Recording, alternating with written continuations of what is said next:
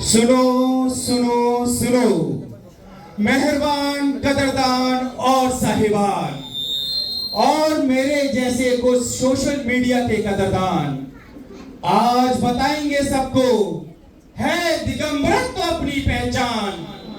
दिगंबरत्व और नग्नत्व में अंतर आज लो जान।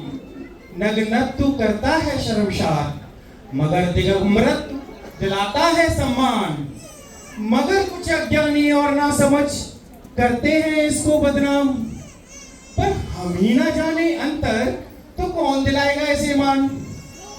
तो आइए करते हैं प्रतिज्ञा आज कि समझ के इसको जाएंगे, जन जन तक पहुंचाएंगे और खूब बढ़ाएंगे सम्मान। तो मिलते हैं कुछ नुक्कड़ नाटक वालों से, कुछ फेसबुक वालों से और कुछ व्हाट्सएप वालों से।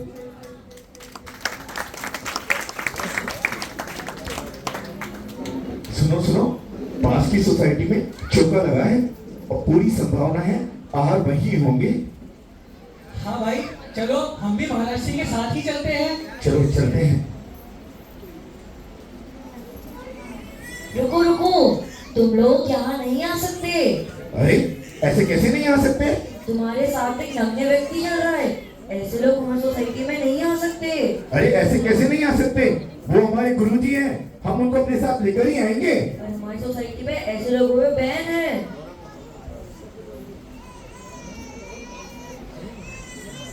तुमने सुना, नोएडा सेक्टर 50 की एक सोसाइटी ने दिगंबर जैन मुनियों के प्रवेश पर रोक लगा दी है। हाँ मैंने सुना, और मैंने ऐसे लोगों को व्हाट्सएप और फेसबुक पर बहुत भला बुरा कहा। पर व्हाट्सएप और फेसबुक पे किसी को भला बुरा कहने से क्या होगा? हमें सड़कों पे उतरना होगा, आंदोलन करना होगा।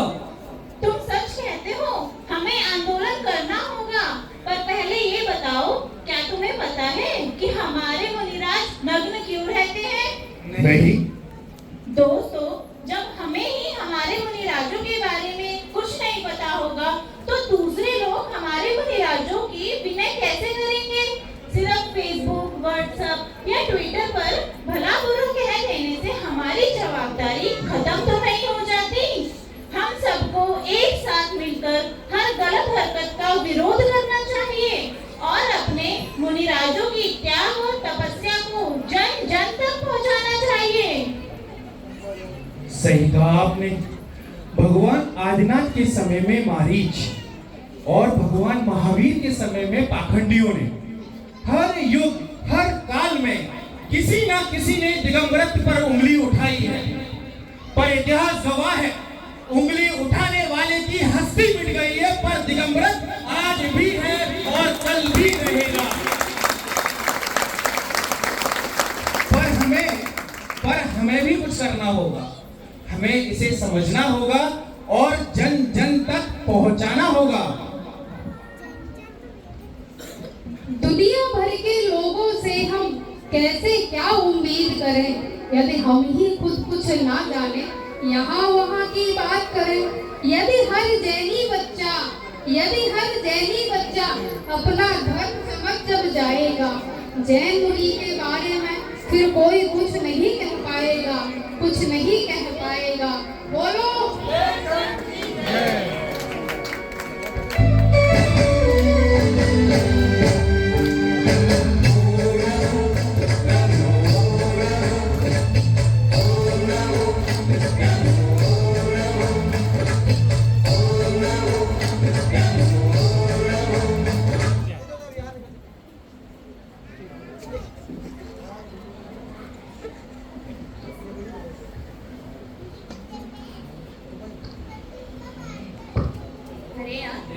बताओ, तुम्हारे मुनि निर्वस्त्र क्यों रहते हैं?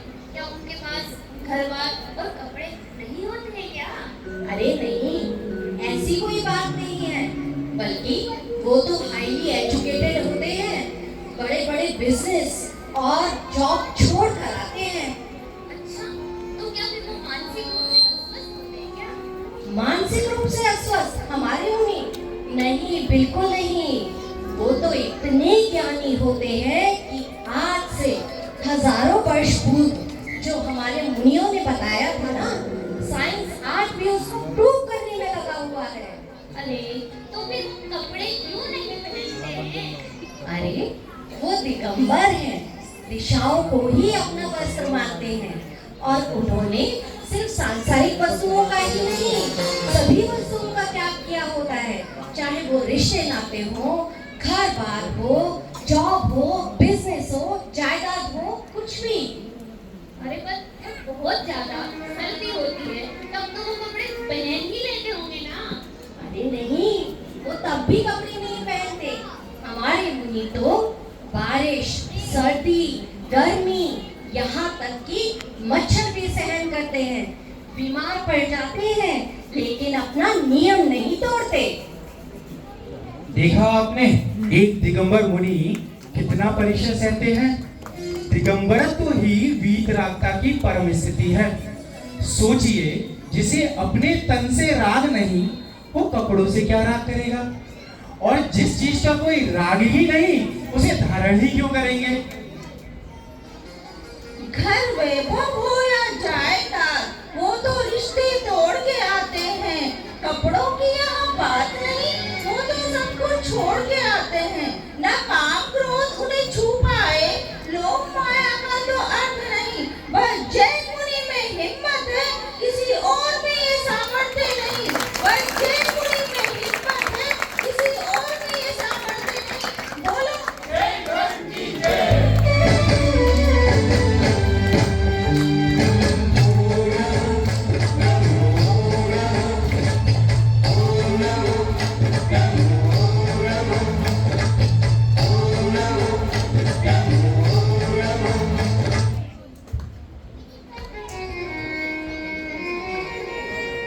ज्योति, देखो हमारे मुनिराजों की मुद्रा बच्चों की तरह कितनी निश्चल, निष्काम और सौम्य लगती है। इन्हें देखकर मन में कोई विकार नहीं आता। हाँ, वरना आज के समय में तो ऐसा है कि कपड़े पहने हुए भी व्यक्ति अपनी गंदी नजरों से देखकर आपको शर्मिंदा कर देता है। तुम सच कहती हो। शरीर के कपड़ों का मन के विचारों से कोई संबंध नहीं। जिसके मन में कोई विकार नहीं और जिसने अपनी सारी इच्छाओं का त्याग कर दिया हो, उसे भला कपड़ों की क्या आवश्यकता?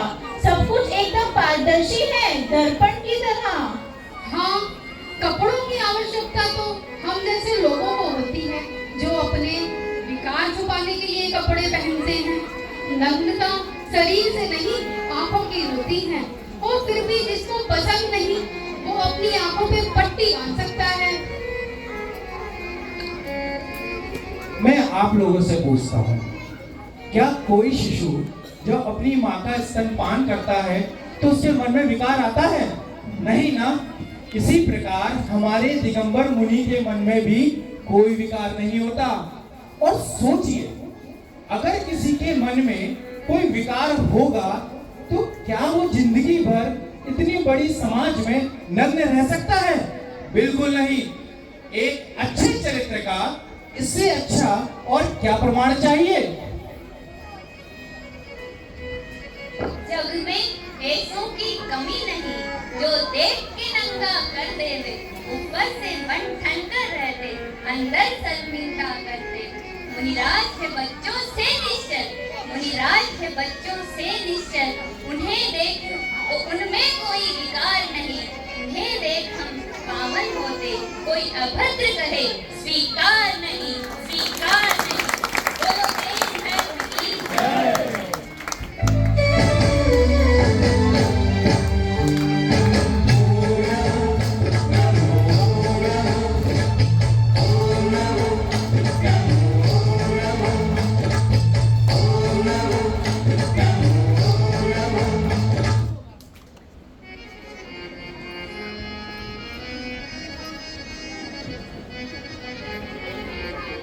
अच्छा, एक बात बताओ, क्या मुनि बनना आसान है? मुनि बनने के लिए क्या करना होता है? मुनि बनने के लिए सच्चा श्रावक बनना पड़ता है। बिना सच्चा श्रावक बने मुनि श्री कभी भिक्षा नहीं देते। और सच्चा श्रावक कैसे बनते हैं?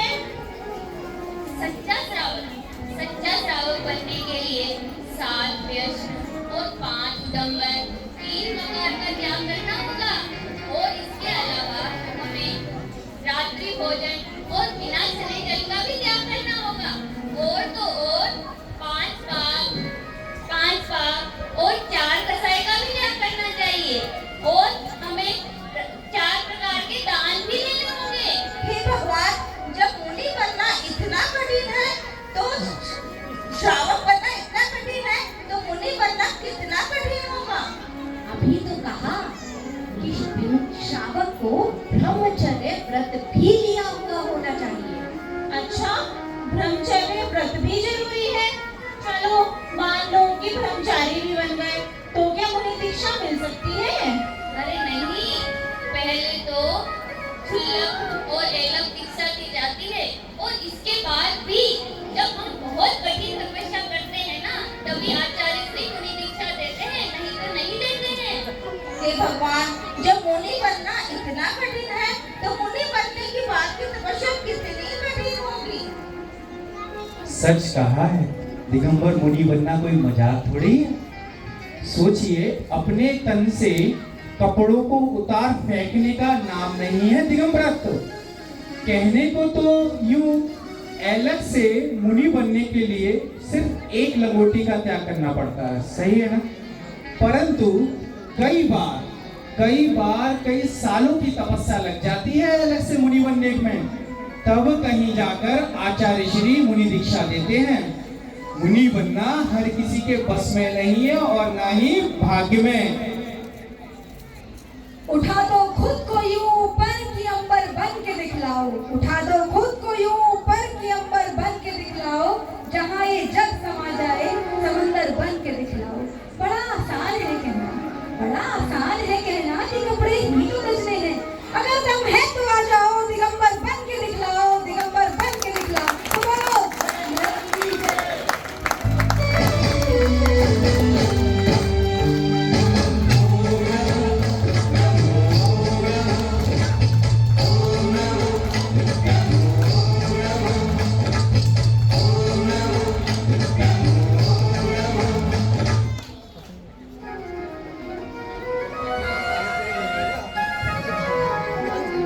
अच्छा सुनो, मैंने जैन मुनियों को देखा है, वो हमेशा अपने हाथ में क्या रखते हैं? उनके हाथों में उनके संयम के उपकरण पिच्छी और कमंडल होते हैं। पिच्छी किसी छोटे से छोटे जीव का चलने में, उठने में, बैठने में घात ना हो जाए, इसके लिए पिच्छी होती है। और शौच आदि क्रियाओं के लिए कमंडल में जल होता है। पर याद रखिएगा, जो कमंडल में जल होता है कदापि पीने के लिए बिल्कुल नहीं होता है। अच्छा, मैंने सुना है जैन मुनि बड़े तपस्वी होते हैं, कुछ बताओ उनकी तपस्या के बारे में। अरे भाई, तपस्वी तो इतने बड़े होते हैं, अगर मैंने बताना प्रारंभ कर दिया ना तो दिन और रात भी कम पड़ जाएंगे। अरे कुछ तो बताओ। अच्छा, आप जानना ही चाहते हैं तो सुनिए। उनके 5 पाप, हिंसा, झूठ, चोरी, कुशील, परिग्रह का संपूर्ण त्याग होता है। और हिंसा का तो इतना त्याग कि किसी जीव को मारने के बारे में सोचना तो कोसों दूर, किसी का दिल ना दुख जाए इसका भी ख्याल रखते हैं। और परिग्रह का तो इतना बड़ा त्याग कि संपूर्ण शरीर से वस्त्रों का ही त्याग कर देते हैं। अच्छा, वो कपड़ों का त्याग इसलिए करते हैं? हाँ भाई, और आगे तो सुनिए। अगर हमें कोई हमारी कोई तारीफ कर दे तो हम फूले नहीं समाते, कोई जरा सी बुराई कर दे तो हम बड़े दुखी हो जाते हैं। पर हमारे साधुओं का 5 इंद्रिय स्पर्शन, रसना, घ्राण, चक्षु, कर्ण सब पर बराबर कंट्रोल होता है। वो किसी के विषय में भी राग द्वेष नहीं करते। सच में ये तो बहुत बड़ी बात है। अरे आगे और सुनिए, आगे सुनेंगे तो आश्चर्यचकित हो जाएंगे कि उनके प्रतिदिन करने वाले 6 आवश्यक कर्म होते हैं। सवन, वंदना, प्रत्याख्यान, प्रतिक्रमण, कार्य उत्सर्ग आदि उनका भी बड़ी दृढ़ता से पालन करते हैं। अच्छा, वो प्रतिदिन इतना कुछ करते हैं? हाँ, और आगे बताऊं तो आप आश्चर्यचकित रह जाएंगे।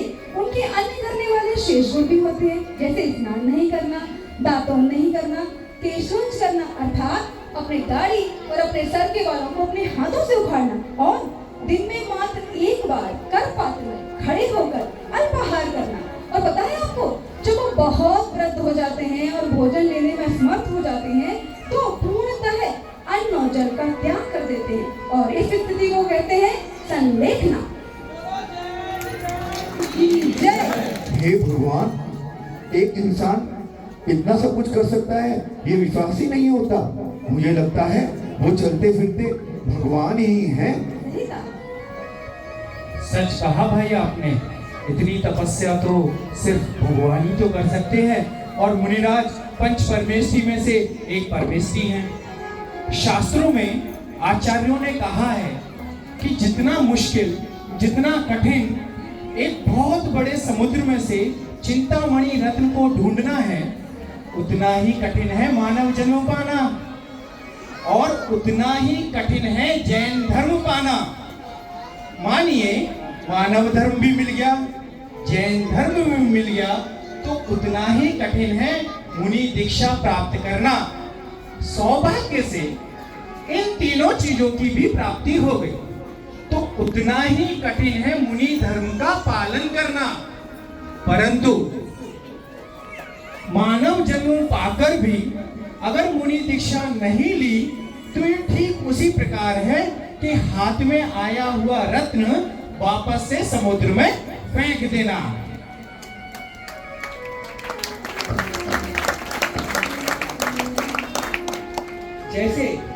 जैसे घोर दोपहरी में सूरज को दिया दिखाना मुश्किल है, जैसे घोर दोपहरी में सूरज को दिया दिखाना मुश्किल है, वैसी त्याग साधना मुनियों की सबको समझाना मुश्किल है, वैसी त्याग साधना मुनियों की सबको समझाना मुश्किल है। हम तुम क्या कर पाएंगे? वो घोर तपस्या करते हैं। एक दिगंबर साधु से तो इंद्रदेव भी डरते हैं, इंद्रदेव भी डरते हैं। बोलो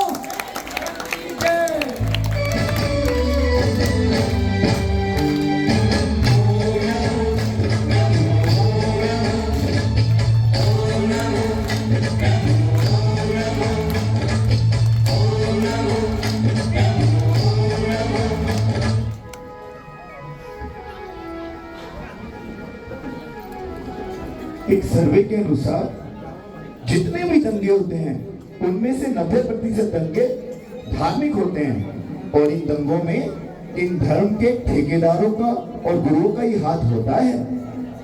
पर तुमने कभी यह नहीं सुना होगा कि जैन धर्म ने कभी कहीं कोई दंगा किया हो? पता है क्यों? क्योंकि हमारे गुरुओं ने हमें जिए और जीने दो का उपदेश दिया है, ना कि हिंसा का। सही कहा आपने। आप देखिए सब जगह एक धर्म के लोग दूसरे धर्म को मारने को तैयार रहते हैं। कहते हैं उसके धर्म के लोगों को मार दो, दूसरे बोलते हैं इनके धर्म के लोगों को मार दो। अरे भाई, सब एक दूसरे को ऐसे ही मारते रहेंगे तो ना तो धर्म रहेगा और ना ही इंसान। हाँ, और कोई कहता है ज्यादा से ज्यादा बच्चे पैदा करो। अरे भाई, इतने बच्चे पैदा करोगे तो उन्हें पालोगे कैसे? फिर कहते हैं हमारे धर्म के लोग पिछड़े हुए हैं। अरे ये हमारे गुरुओं की शिक्षा का ही तो असर है कि आज जैन समाज 100% साक्षर है। महिला शिक्षा के मामले में भी हम काफी आगे हैं। सही कहा आपने, महिला शिक्षा के मामले में तो आगे है ही, पर देखिए अब पूरे देश में सिर्फ 0.4% है, लेकिन आज भी देश का 26% टैक्स जैन समाज ही दे रही है। हाँ, आज जैन धर्म में कोई भिखारी नहीं मिलेगा, जबकि दान देने में हम सबसे आगे हैं। और तो और लड़के और लड़कियों का अनुपात भी जैन समाज में सबसे अच्छा है, और महिला गर्भपात के मामले भी जैन समाज में कम मिलते हैं। और देश में सबसे ज्यादा गौशालाएं और पक्षीशालाएं जैन समाज के द्वारा ही चलाई जाती है। और सबसे बड़ी बात है कि हमारी जैन समाज को देश की सबसे शांत और अहिंसा का काम माना जाता है। क्या ये सब हमारे गुरुओं की आशीर्वाद और उपदेश के बिना संभव था? नहीं, बिल्कुल भी संभव नहीं था। इतिहास गवाह है कि किसी भी राष्ट्र, राज्य और समाज की उन्नति में वहाँ के गुरुओं का, वहाँ के उपदेशकों का, वहाँ के विचारकों का विशेष योगदान रहा है। यहाँ वहाँ के गुरुओं के चक्कर में जो भी अटकेगा, यहाँ वहाँ के गुरुओं के चक्कर में जो भी अटकेगा, निश्चित है वो नरक पशुपति में ही जाकर भटकेगा। दिगंबरत ही सत्य है, दिगंबरत ही सत्य है। अंतिम मुक्ति यही मिल पाएगी। जो समझेगा संभलेगा, जो ना समझेगा भटकेगा, जो ना समझेगा भटकेगा।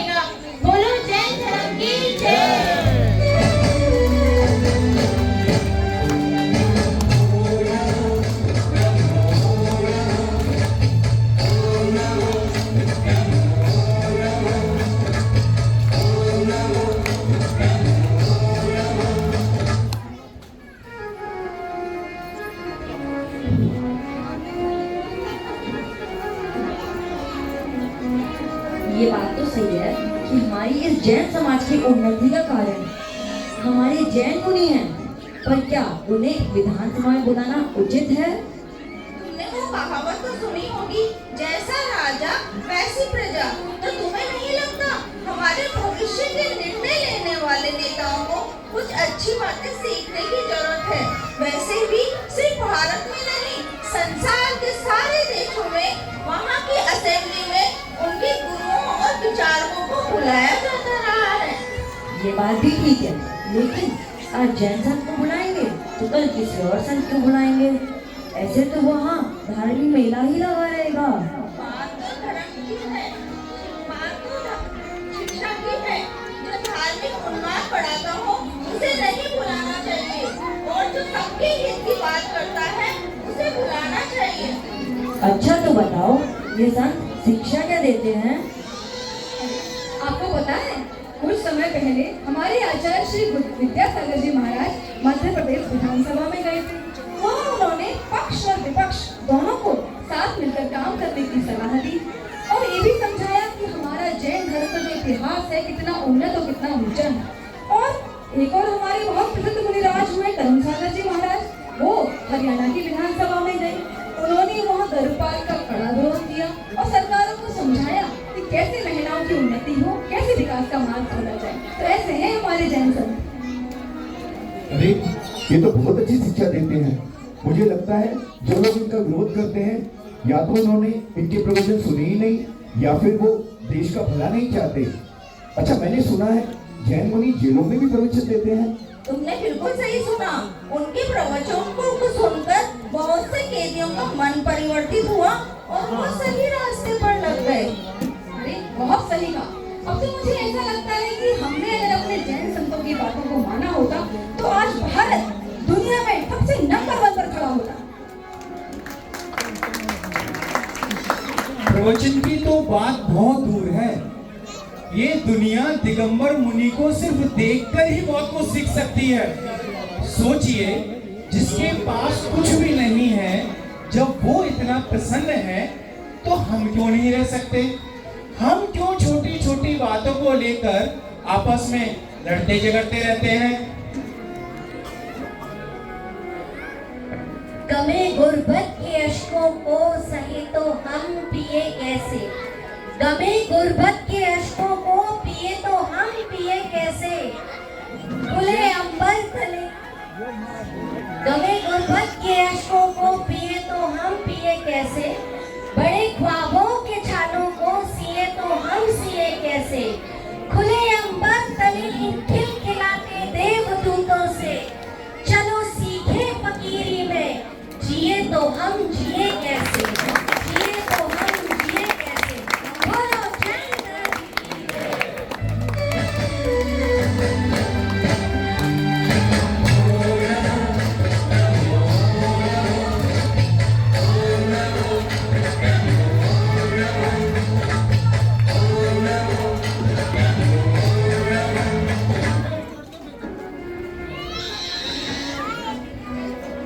अरे भाई, जब हमारा जैन धर्म इतना महान है, हमारे संत इतने परोपकारी हैं, तब से गुजारिश है बस मात्र 10 मिनट बचे, कृपया बैठ जाए। 10 मिनट कब ले बचे? जब हमारे संत इतने परोपकारी हैं, हमारी समाज इतनी अहिंसा प्रिय है, इतनी शांत है, तो क्यों हमें, एक सवाल सुनिएगा, क्यों हमें सेक्टर 168 नोएडा में हमारे गुरुओं को प्रवेश करने से रोक दिया गया? क्यों हमें मंदिर निर्माण से रोक दिया गया? एक सवाल। क्योंकि हम कमजोर हैं और कमजोर को हर कोई दबाता है। फिर इतनी सारी धन दौलत और रसूख होने का क्या फायदा? अरे भाई, ये धन दौलत हर जगह काम नहीं आती, काम आती है हमारी एकता। पूरे भारतवर्ष में हम 1 करोड़ हैं, 1 करोड़ कम नहीं होते, लेकिन हम बटे हुए हैं अलग अलग पंथों में, अलग अलग संप्रदायों में, अलग अलग गुरुओं में, अलग अलग मंदिरों में, और अब तो अलग अलग कमेटियों में भी बट गए हैं। तुमने सही कहा, पर मैं एक सवाल पूछता हूँ तुमसे कि अगर नोएडा सेक्टर पर नोएडा के आधे जैन अगले दिन सेक्टर 168 पहुंच जाते तो क्या किसी में हिम्मत थी कि वो हमको और हमारे गुरुओं को वहां से विहार करने से रोक सके?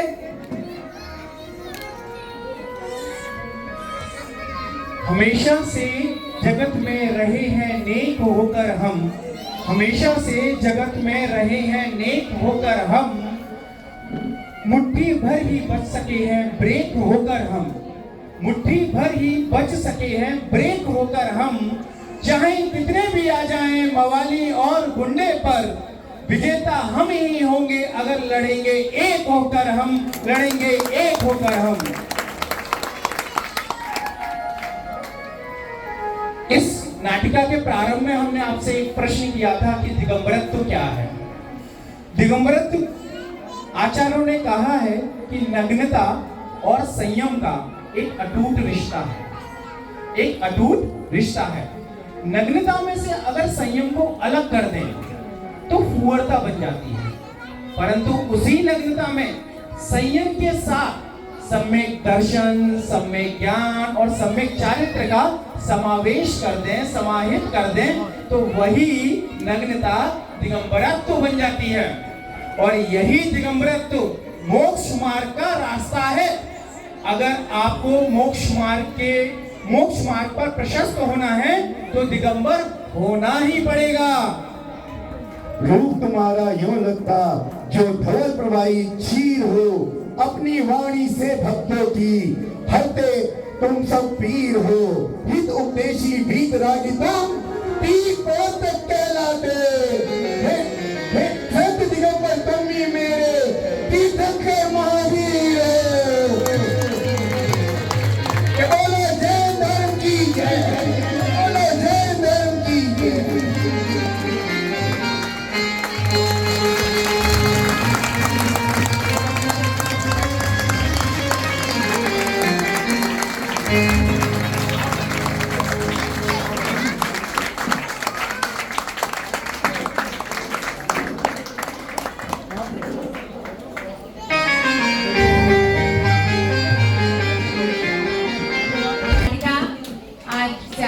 क्लब द्वारा यहाँ पर प्रस्तुत की गई, जिसमें हमने वाकई ये जाना, हमें स्वयं को पता होना चाहिए, हमें स्वयं को ज्ञात होना चाहिए कि दिगंबरत्व क्या है, क्या होता है दिगंबर स्वरूप, क्या होते हैं हमारे जैन धर्म के वो मूल सिद्धांत जिनके बारे में हमें स्वयं को भी जानना है और दूसरों को भी सही दिशा में बताकर उनका मार्गदर्शन करना है, जिससे वो हमारे जैन धर्म का सम्मान करें, हमारे जैन मुनियों का सम्मान करें, हमारे तीर्थों का सम्मान करें। बोले पंच परमेष्ठी भगवान की।